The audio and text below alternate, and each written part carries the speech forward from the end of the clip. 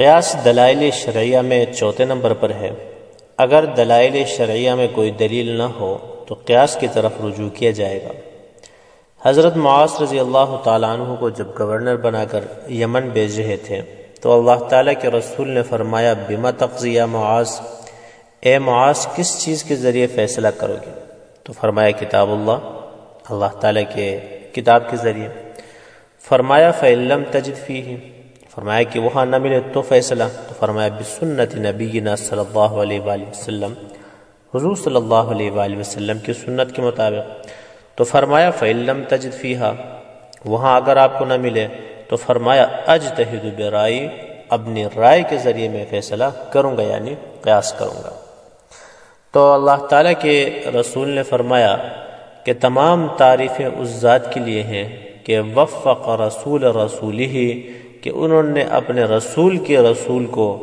درست فیصلہ کرنے کی توفیق عطا فرمائے اور اس کے فیصلے کی تصدیق فرمائے۔ اور قرآن کریم میں بھی اللہ تعالیٰ فرماتے ہیں فَاعْتَبِرُوا يَا أُولِي الْأَبْصَارِ۔ تو یہاں اعتبار یہی ہے کہ ایک چیز کو دوسرے پر اعتبار کرنا، دوسرے کو بطور نمونہ پیش کرنا۔ اور قیاس لغت میں تقدیر، موازنہ اور برابری کرنے کے ہیں، اور شریعت کی اصطلاح میں تعدیۃ الحکم من الاصل الى الفرع بعلت متحدہ، تعدیۃ الحکم من الاصل الى الفرع بعلت متحدہ، یعنی علت مشترکہ کی وجہ سے حکم کو، حکم سے مراد اس کی حرمت یا حلت،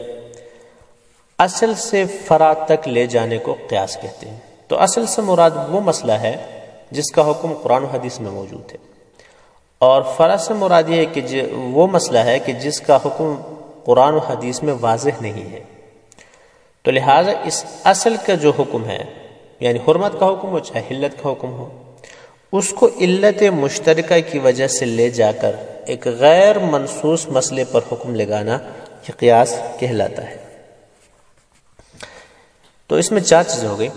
ایک اصل، دوسرا فرع، تیسرا جو ہے وہ حکم، اور چوتھا جو ہے وہ علت مشترکہ۔ مثلا نبی اکرم صلی اللہ علیہ وآلہ وسلم نے فرمایا لا تبیعوا الذهب بالذهب والفضة بالفضة والحنطة بالحنطة، 6 چیزوں کا نام لے کر فرمایا کہ ان کا آپس میں تبادلہ جائز نہیں ہے۔ سونے کا سونے کے بدلے میں، چاندی کا چاندی کے بدلے میں، اور اسی طرح گندم کا گندم کے بدلے میں، کھجور کا کھجور کے بدلے میں، نمک کا نمک کے بدلے میں۔ ان 6 چیزوں کا نام لے کر فرمایا کہ ان کا تبادلہ آپس میں جائز نہیں ہے، الا یہ کہ یہ برابر سرابر ہوں اور قبضہ مجلس میں ہو۔ ان 2 شرطوں کے ساتھ، برابری کے ساتھ، مجلس میں قبضے کے ساتھ بیچنا جو ہے وہ جائز ہے۔ اگر ایسا نہ ہو تو وہ کیا ہے؟ سود ہے۔ اب اس میں یہ 6 چیزوں کے بارے میں تو حکم معلوم ہو گیا کہ ان کا آپس میں جب تبادلہ ہو ایک جنس کی چیزوں کا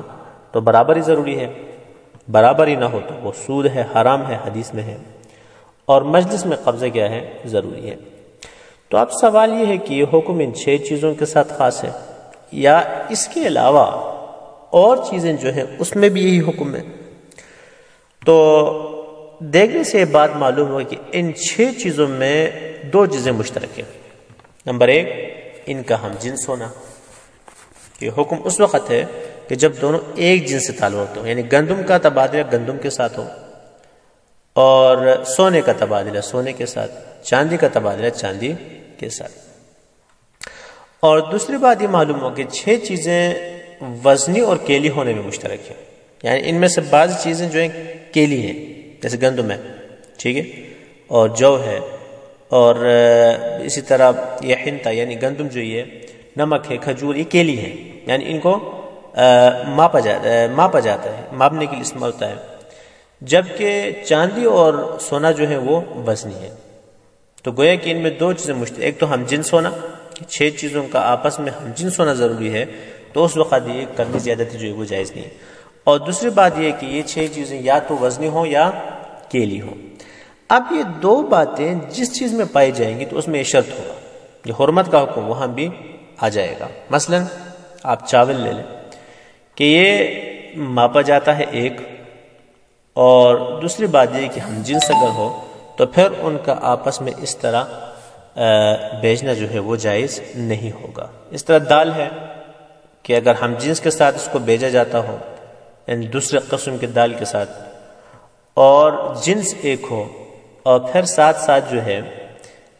اس میں کمی یا زیادتی کی گئی ہو، تب یہ بیچنا جو ہے یہ جائز نہیں ہوگا، کیونکہ اس میں جو علت 6 چیزوں میں پائی جاتی تھی وہ علت دال میں بھی پائی جاتی ہے، اور اسی طرح چینی میں، اسی طرح دوسری چیزوں میں پائی جاتی ہے۔ ہاں البتہ اگر آدمی کپڑا بیچتا ہے ایک جنس کا تو آپس میں کمی و زیادتی جائز ہے، کیونکہ یہاں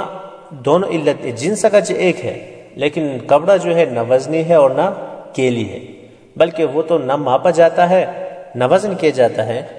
بلکہ اس کو ناپا جاتا ہے، تو لہٰذا علت نہیں پائی گئی۔ تو بہرحال اس میں ہمارے اس مثال میں یہ 6 چیزیں جو ہے یہ اصل ہیں، اور اس کے علاوہ جتنی چیزوں کو ہم اس پر قیاس کر رہے ہیں وہ فرع ہے، اور حکم جو ہے وہ حرمت کا حکم ہے، مجلس میں جب تک برابری نہ ہو، قبضہ نہ ہو ان چیزوں میں، تب تک ان کا آپس میں تبادلہ جو ہے وہ جائز نہیں ہے۔ اور اس میں علت جو ہے ان کا ہم جنس ہونا، اور اسی طرح دوسری چیز جو ہے ان کا کیلی یا وزنی ہونا۔ تو بہرحال یہ 4 چیزیں ہو گئی، اصل اشیاء 6 چیزیں، فرع چاول دال وغیرہ، علت مشترکہ وزنی اور کیلی ہونا، ہم جنس ہونا، اور حکم جو ہے برابری اور مجلس میں قبضہ کرنا۔ البتہ اس میں چند باتوں کا خیال رکھنا ضروری ہے کہ قیاس جو ہے ایسا قیاس ہو جو قرآن و حدیث کے خلاف نہ ہو۔ مثلا ایک آدمی یوں قیاس کرے کہ دوران نماز اگر کوئی کسی کو گالی دے دے تو نماز تو ٹوٹ جاتی ہے لیکن وضو نہیں ٹوٹتی ہے، ٹھیک ہے۔ اب یہ شخص کہہ رہا ہے کہ جب گالی دینے سے صرف نماز ٹوٹتی ہے، وضو نہیں ٹوٹتی، تو قہقہ لگانے سے بھی وضو نہیں ٹوٹنی چاہیے، صرف نماز زیادہ سے زیادہ نماز ٹوٹنی چاہیے۔ تو یہ قیاس غلط ہے، کیونکہ یہ تو حدیث سے ثابت ہے کہ نماز کے دوران قہقہ لگانے سے نماز بھی ٹوٹ جاتی ہے اور وضو بھی ٹوٹ جاتی ہے، لہٰذا ایسا قیاس نہ ہو۔ اور اس کے علاوہ جو بنیادی بات ہے قیاس کے بارے میں، ایک غلط تصور ہمارے معاشرے میں یہ پایا جاتا ہے کہ کوئی ایسی اتھارٹی ہے جو علماء کو یہ بات ملی ہے اور وہ حالات کے مطابق قرآن میں تبدیلی کر سکتے ہیں، حدیث کے حکم میں تبدیلی، ان کی غلط بات ہے۔ اس کے لیے بنیادی شرط یہ ہے کہ یہ فرع جو ہے جس پر آپ حکم لگا رہے ہیں قیاس، یہ منسوخ نہ ہو،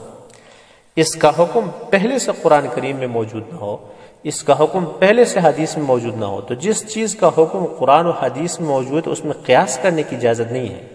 تو لہٰذا یہ کوئی ایسی اتھارٹی علماء کو نہیں دی گئی ہے کہ جس کے بنیاد پر ہم کہیں کہ قرآن کے حکم میں تبدیلی کر سکتے ہیں، یا حدیث کے عام طور پر یہ کہا جاتا ہے کہ ان کو اجتہاد کا اختیار دیا گیا ہے، قیاس کا اختیار دیا گیا ہے، لیکن یہ تنگ نظر مولوی جو ہے اس حق کو استعمال نہیں کر رہے، اس لیے بعض لوگ بڑی دلیری کے ساتھ اس اختیار کا استعمال کرنے کی کوشش کرتے ہیں، اور قرآن و حدیث کے مسلمہ اور منصوص اور قطعی چیزوں میں ابن قیاس عقل چلانے کی کیا کرتے ہیں، کوشش کرتے ہیں، اس کو تبدیل کرنے کی کوشش کرتے ہیں، حالانکہ یہ بات نہیں ہے۔ تو حدیث جو ہم نے شروع میں بیان کیا تھا کہ حضرت معاذ رضی اللہ تعالیٰ نے شروع میں نہیں فرمایا کہ میں اپنے رائے سے اجتہاد کروں گا، قیاس بنی نہیں، پہلے فرمایا کتاب اللہ، وہاں نہ ہو تو پھر حدیث، وہاں نہ ہو تب جا کے قیاس۔ تو لہٰذا قیاس اجتہاد اتھارٹی نہیں ہے، بلکہ اس کے لیے ضروری ہے کہ وہ حکم جو ہے قرآن و حدیث میں نہ ہو، تب قیاس کی ضرورت پڑ